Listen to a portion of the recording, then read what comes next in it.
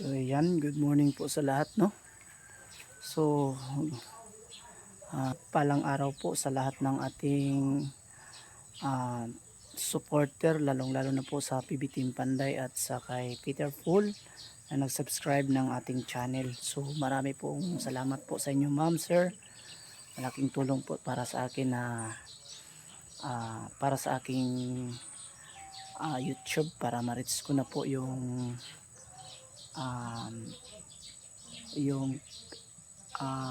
requirements ni YouTube. Kulang ko na lang po yung watch hour na lang po. So maraming salamat po, no, sa lahat na sumusuporta galing kay PB Team Panday at kay Peter Paul, lalo na sa PB Team Panday, lahat po na nag-follow or nag-subscribe. Marami po talagang salamat at malaking tulong para sa akin.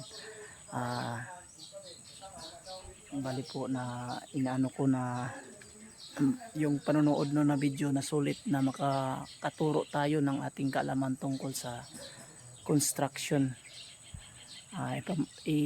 Ibabahagi ko po yung nalalaman ko kasi matagal na po tayo sa construction, mga halos na sa 16 years na po tayo na nagtrabaho. May construction na talaga yung hanap buhay ko. So kumbaga marami na po tayong natutunan na pwedeng i-share sa inyo na gustong magpatayo ng bahay or gustong maka-idea. So pwede kayo manood dito para at least makukuha nyo yung mga tips na tinuturo ko dito sa aking nalalaman.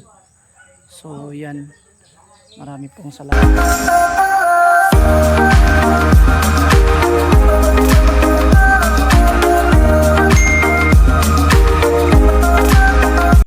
Konting mga idol sa ating ginagawa.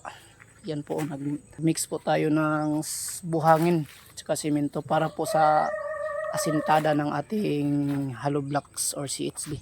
Yan o, sa may CR. Pakita natin. Diyan tayo mag-asintada ngayon. Sa baba. Pakita natin. So explain ko po dito mga idol, mga kababayan, yung mixing ng aming ginagawa dito sa buhangin sa simento po. So yung ratio namin dito is bali 6 na balding, ganyan balding pintura ba yan? Oh, ganyan siya. Tapos isang simento at 6 na buhangin. Yan po ang mixing namin sa pagmimix ng aming magiging halo, kumbaga, para sa aming asintada ng hollow block, mga idol. Yan po ang tips namin para mas matibay. Pero iba-iba naman yung magiging timplada ng iba. Pero sa amin ganyan yung ginagawa namin para mas matibay. So yan lang po ang tips namin kung mixing ng simento at buhangin para sa asintada ng aming hollow blocks. So yan, kunting tips. Salamat po.